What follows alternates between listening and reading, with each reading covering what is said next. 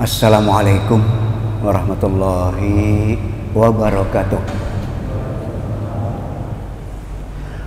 Husnul khatimah atau akhir dari perjalanan hidup kita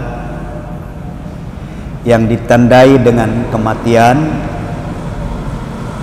yang baik. Itulah yang dimaksud dengan husnul khatimah. Setiap pribadi muslim mukmin tentu saja menginginkan, tentu saja mendambakan agar hidupnya berakhir dengan husnul khatimah, bukan su'ul khatimah. Karena akhir dari hidup kita yang su'ul khatimah akan berakibat berkekalannya kita, abadinya kita di dalam kehidupan di akhirat kelak, dalam penderitaan, dalam kepedihan. Sementara akhir daripada hidup kita yang memang husnul khatimah itu juga adalah merupakan awal dari kehidupan kita yang abadi, kehidupan di akhirat dalam kenikmatan, dalam kebahagiaan. Karena husnul khatimah merupakan keinginan setiap orang, maka kita dapatkan misalnya seorang sahabat Abu Musa al-Asy'ari, beliau di dalam munajat beliau, di dalam doa beliau, dan insya Allah oleh sebahagian kita ini juga dijadikan doa, Allahumma rzuqni husnal khatimah. Ya Allah, anugerahkanlah kepadaku akhir hidup yang baik. Baguslah kalau setiap kita justru melazimi juga doa ini. Kita minta kepada Allah, ya Allah, jadikanlah akhir hidup kita husnul khatimah, akhir yang baik. Dan bagi yang memang memahami ayat Allah yang sudah sangat-sangat populer, karena setiap khatib Jumat membacakan ayat ini di dalam khutbahnya pada bagian wasiat. A'udzubillahi minasyaitonir rajim. Ya ayyuhalladzina amanuttaqullaha haqqa tuqatih wa la tamutunna illa wa antum muslimun. Wahai orang-orang yang beriman, bertakwalah kepada Allah dengan sebenar-benarnya takwa, dan janganlah kalian mati kecuali dalam keadaan berserah diri kepada Allah. Ali Imran ayat 102. Mati dalam keadaan berserah diri kepada Allah, sejatinya itulah mati yang memang dalam keadaan husnul khatimah. Maka yang mesti kita pahami di ayat ini adalah bahwa Allah tidak menginginkan satu pun, seorang pun di antara hambanya yang justru mengakhiri hidupnya dengan su'ul khatimah, dengan kesudahan yang buruk. Allah tidak menginginkan itu. Hal ini kita pahami dari apa yang Allah firmankan, wala tamutunna, jangan sekali-kali kalian mati ini memang sering juga saya ulang-ulang. Lah kok Allah mengatakan jangan sekali-kali kalian mati kecuali dalam keadaan muslim. Sementara urusan kematian itu urusan Allah. Tapi kenapa Allah mengatakan jangan sekali-kali mati kecuali dalam keadaan muslim? Disinilah akhirnya kita pahami bahwa Allah tidak menghendaki, memang ini nanti iradah syar'iyah ya, bahwa Allah tidak menghendaki, memang ada di antara hambanya yang justru mati dalam keadaan su'ul khatimah, bukan husnul khatimah. Jamaah Masjid Lailatul Huda yang dimuliakan oleh Allah, hadis yang mudah-mudahan juga sudah dibacakan di masjid ini ya, di majelis ini, karena yang saya ketahui ada juga ustadz yang lain yang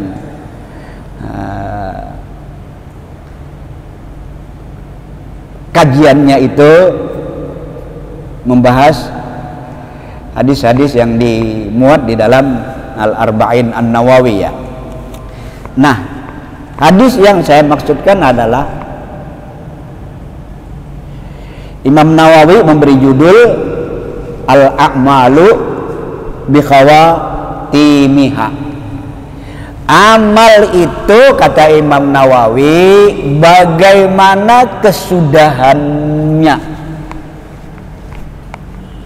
Artinya adalah bagaimana kita dengan amal-amal kita di akhir hayat hidup kita hingga sakarat maut hadir, dan kemudian kita pun mengakhiri hidup kita. Apakah amalan-amalan kita saat itu adalah amalan-amalan yang sejalan dengan tuntunan syara, yang itu berarti amalan-amalan yang baik, amalan-amalan yang benar, dan atau sebaliknya, justru amalan-amalan yang tidak baik, amalan-amalan yang tidak benar. Lah, inilah yang menjadi penentu apakah nanti kita itu husnul khatimah atau su'ul khatimah. Ya, hadisnya cukup panjang, tapi saya kepada poin yang kita inginkan saja. Ya.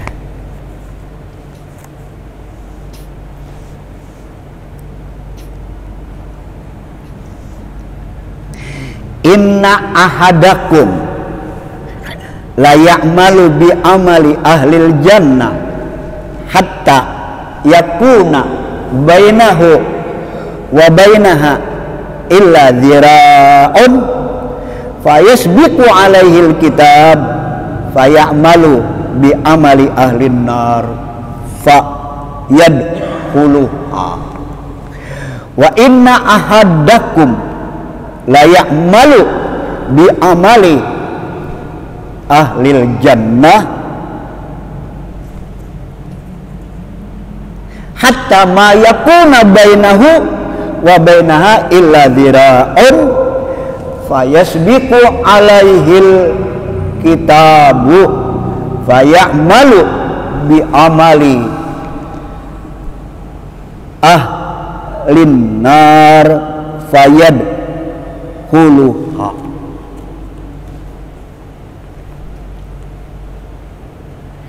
Ya, terjemahkan ya.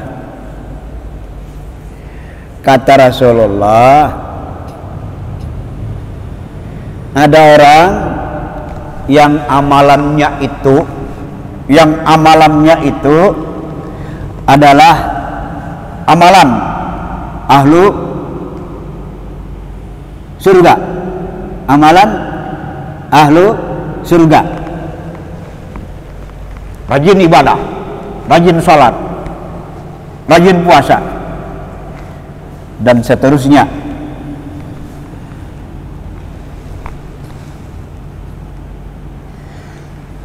Tapi begitu sudah mendekati kematian,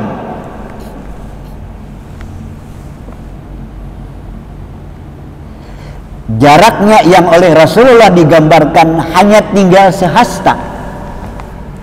Ya, ini tentu tidak diukur dengan meteran, dengan hasta, tidak. Memahamkan bahwa kematian itu memang sudah dekat.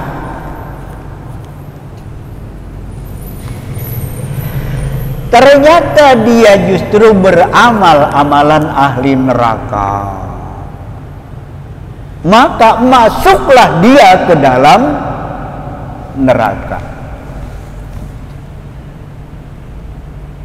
Coba lihat zahir hadisnya kan seperti itu, dan cukup miris juga kita mendengar orang rajin beramal tapi begitu mendekati kematian justru amalannya bukan amalan ahlu surga, tapi amalannya justru adalah amalan ahlu neraka. Maka akhirnya masuklah dia ke dalam neraka.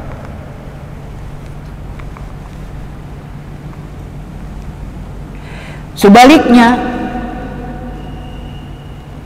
ada orang yang amalannya amalan ahlu neraka, salat enggak, puasa apalagi, pokoknya pekerjaannya enggak beres, enggak bener, ahlu maksiat.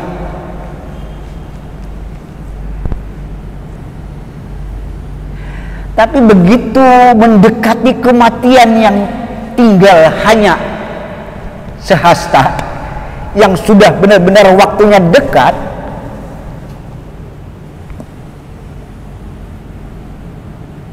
justru dia beramal amalan ahlu surga. Dikarenakan yasbiqu alaihil kitabu. Di sini mulai ada keruwetan nih bagi orang yang tidak membaca hadis ini dengan melihat syariat secara keseluruhan. Apa makna fayasbiqu alaihil kitabu? Tapi karena tulisan di sana sudah ada. Coba lihat, tak jelaskan nanti ya. Karena tulisan di sana sudah ada di sisi Allah bahwasanya dia memang ahlu surga, ya akhirnya masuk surga lah. Kalau yang tadi karena tulisannya ahlu neraka, sekalipun di awal-awal beramal apa tadi ya, kalau yang pertama tadi ya amalannya amalan ahlu surga, tapi di akhir-akhir justru amalannya amalan ahlu neraka.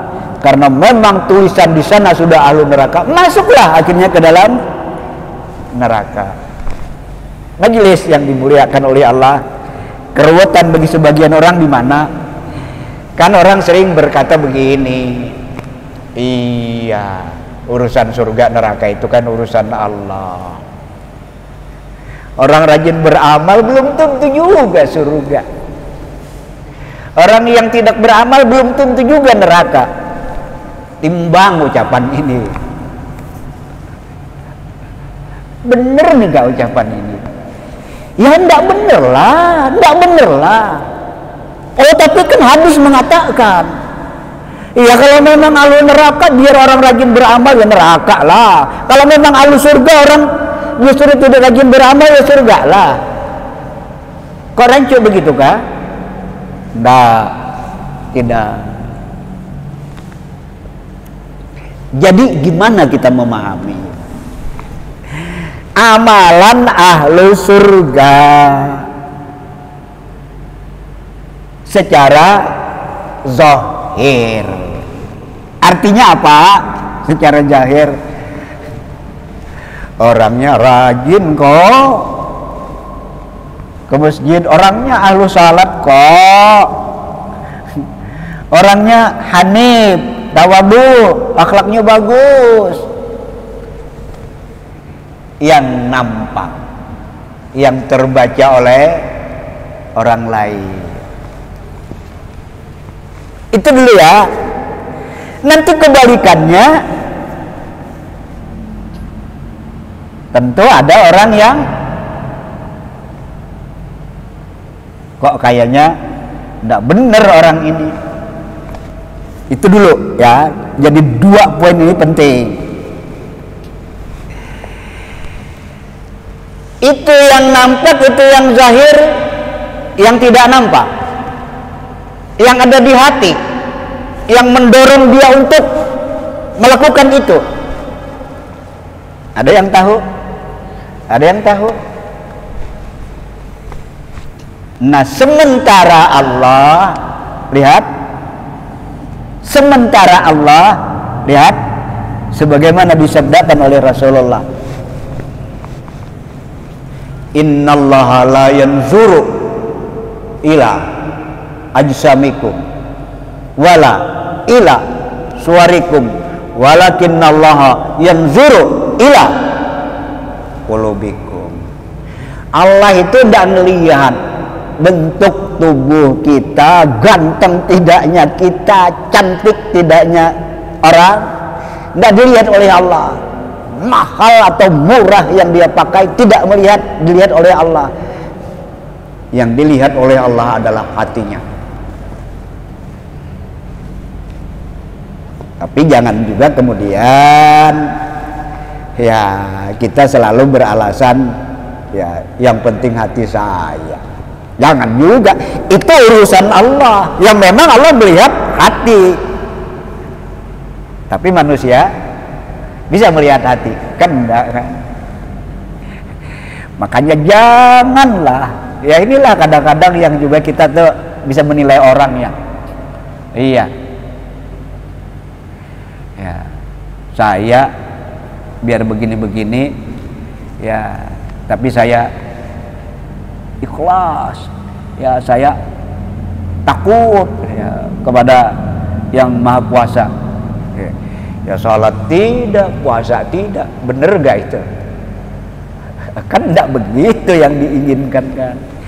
Majelis yang dimuliakan oleh Allah, oleh karenanya hal-hal yang memang harus dihindari, hal-hal yang memang harus dihindari. Janganlah kita dengan apa yang kita lakukan tidak didasari oleh keimanan yang kokoh, yang benar. Pertama, jadi yang mendorong kita kenapa kita harus ya beramal, kenapa kita harus beribadah, yang pertama dan utama sekali adalah karena iman. Nah, kalau sudah karena iman, bukan karena yang lainnya kan. Udah enak kalau udah ke masjid, lingkungan saya orang-orangnya memang pada ke masjid, bener gak? Udah bener kan? Yang tahu itu siapa? Yang punya diri dan Allah. Nah, sehingga tadi kan yang nampak, tapi begitu tidak didasari oleh iman yang benar, tidak didasari oleh niat yang memang lillahi ta'ala, habis waktu kita, habis tenaga kita ya untuk yang namanya ya ambil bagian di dalam peribadatan, hanya akan sia-sia, hanya akan sia-sia. Wah, orang tidak ikhlas kok, orang tidak didasari oleh iman kok. Ya bisa macam-macam kan, daripada nanti dicap orang. Nah, lain sendiri daripada dicap orang nanti munafik lah, apalah. Ya udahlah, lebih baik ke masjid aja ya. Sekalipun cuma maghrib isya misalnya.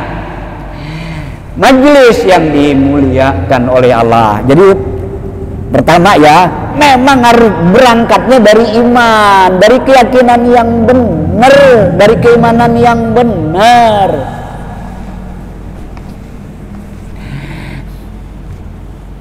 Nanti yang keduanya, yang kita kerjakan memang juga harus benar-benar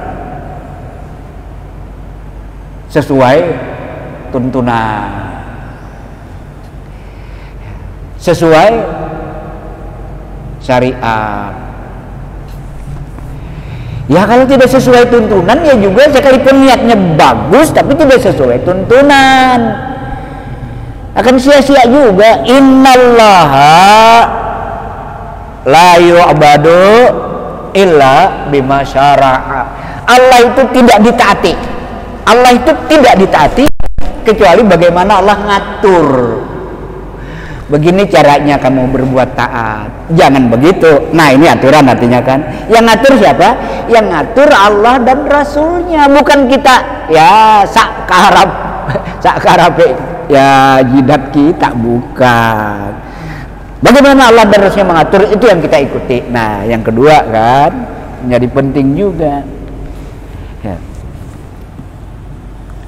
Majelis yang dimuliakan oleh Allah, kalau kita memang sudah benar-benar beramal, beribadah didasari oleh iman sesuai dengan tuntunan,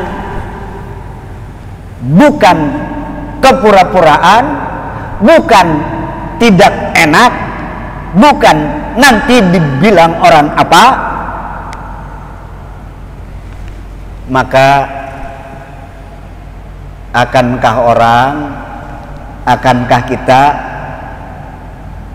bongkar pasang?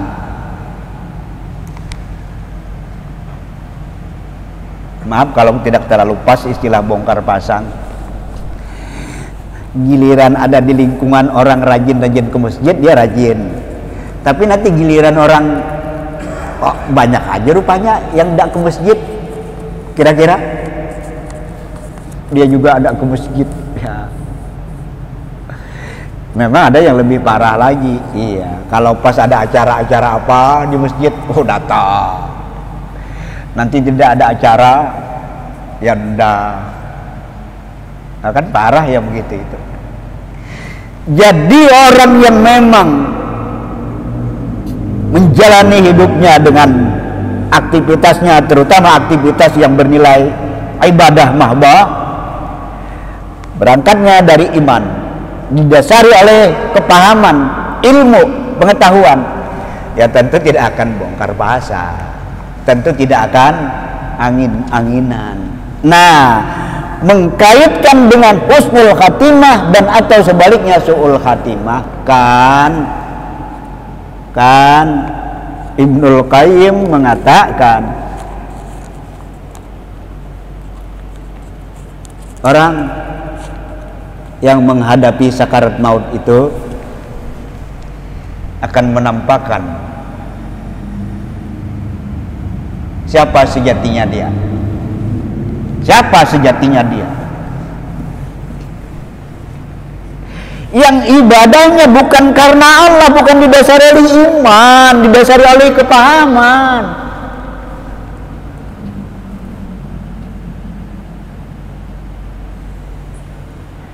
Sudah mulai sakit, nanti akan lain sudah sikapnya.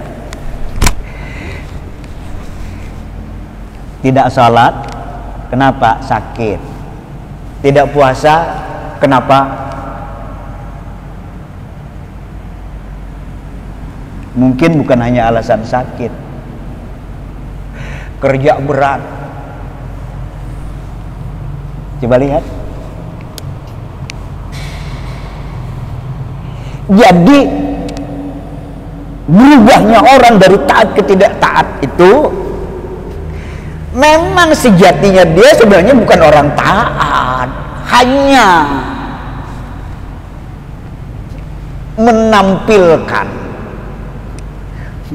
menampakkan ketaatan.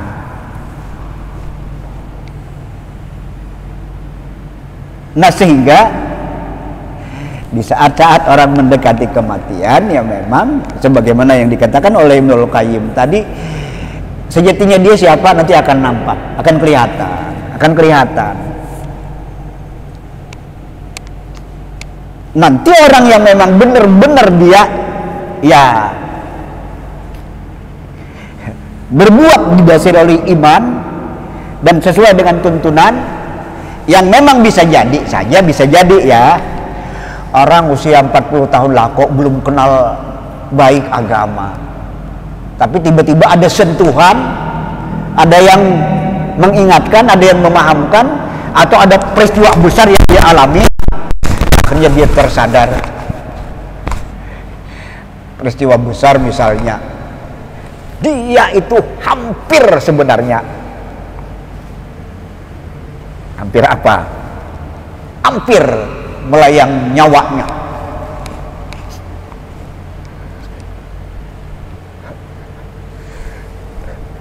Mau ketabrak truk.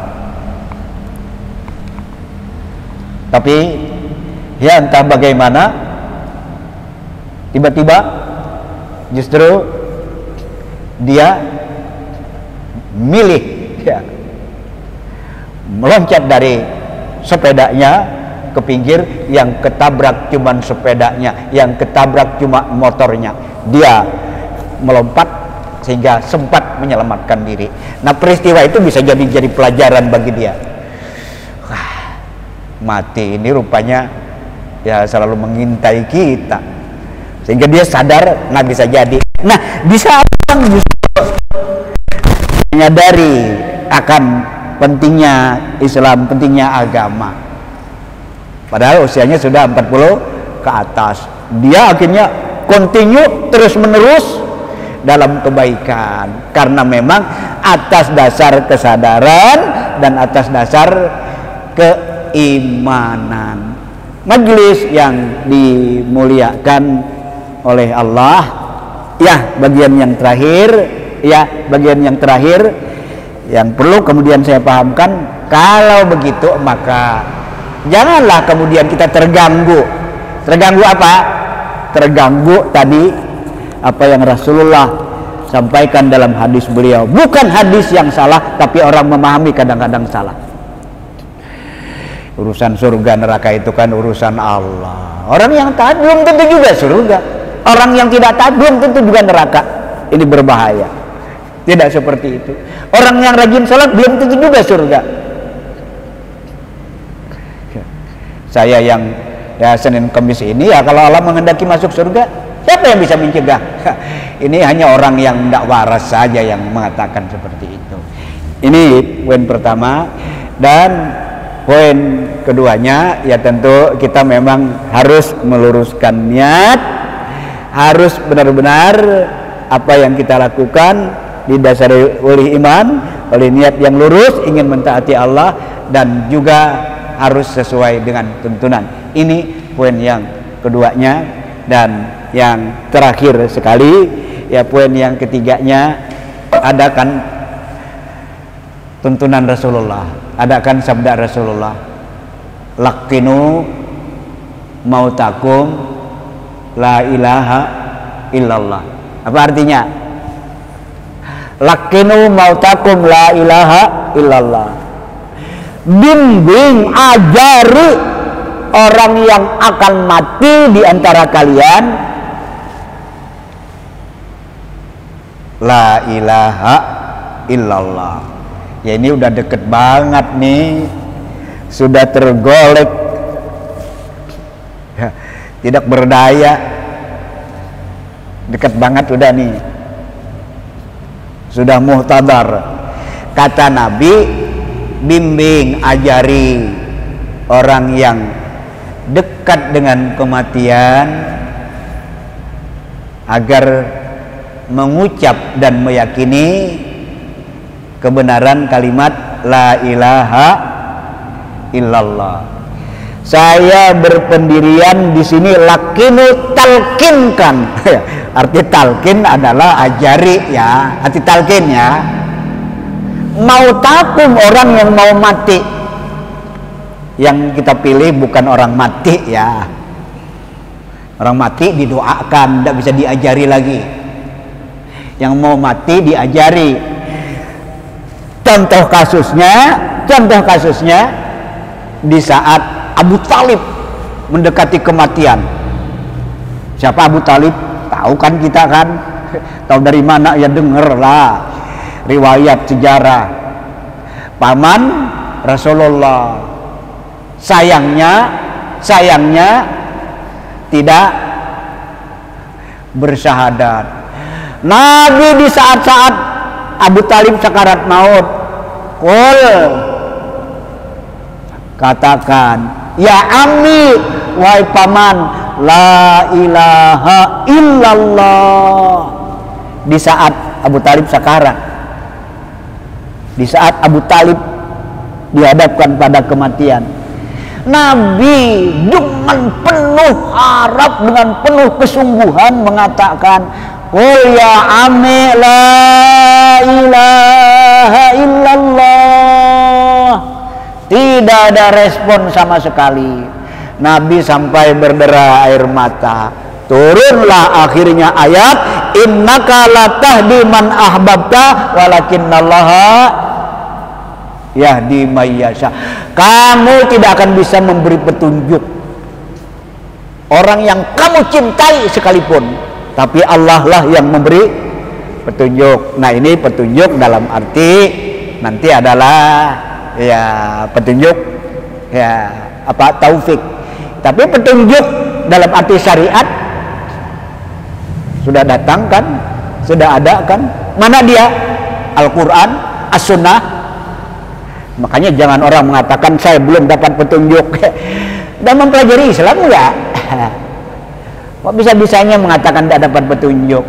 Nah, begitu Abu Talib yang memang tidak mau mengatakan la ilaha illallah, Nabi sedihnya luar biasa. Maka turunlah ayat mengingatkan.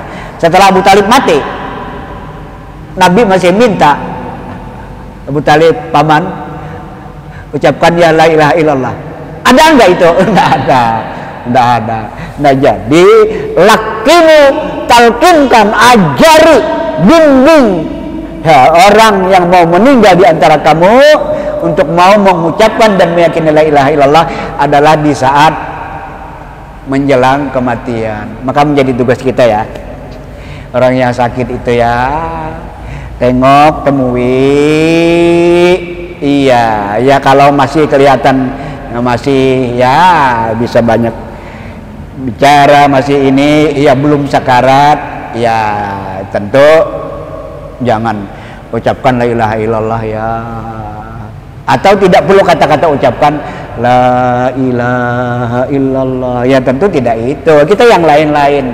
Ya bagaimanapun yang namanya penyakit itu kan dari Allah. Ya kita memang harus sabar. Mudah-mudahan kita husnul khatimah. Tentu itu yang kita sampaikan. Kalau sudah sekarat, ya tadi bisikan di telinganya, ucapkan di dekat dia kalimat tauhid la ilaha illallah, dengan harapan memang bisa menyadarkan orang. Makasih dan mohon maaf. Mudah-mudahan kita semuanya mengakhiri hidup kita dengan akhir yang baik, dengan husnul khatimah. Amin ya rabbal alamin. Ada sisa waktu? Habis? Saya ngelihat habis kah? Belum. Kalau belum ada yang bertanya boleh.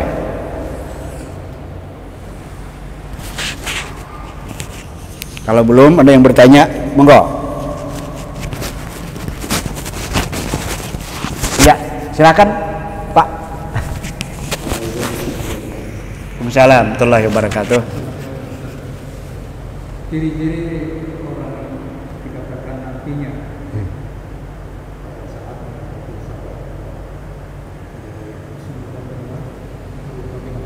Iya, pertanyaan yang super, yang bagus sekali. Iya, yang memang sangat-sangat meyakinkan dan harus kita yakini.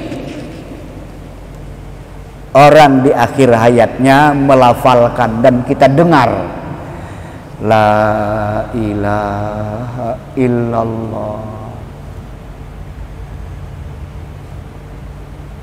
tidak boleh kita ragukan dia husnul khatimah.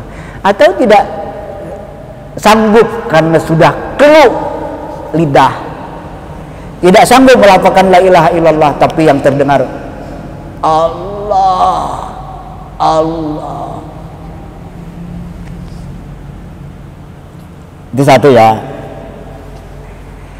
Yang keduanya ya tentu ya memang di akhir-akhir tadi. Iya. Ndak biasanya lama baca Quran. Lama baca Quran. Yang cerita istrinya,